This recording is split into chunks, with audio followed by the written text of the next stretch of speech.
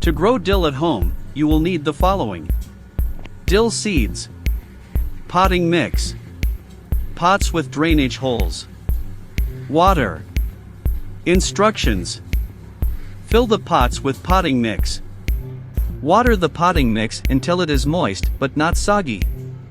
Sow the dill seeds on top of the potting mix and cover them with a thin layer of potting mix. Water the seeds gently. Place the pots in a warm, sunny location. Keep the potting mix moist, but not soggy.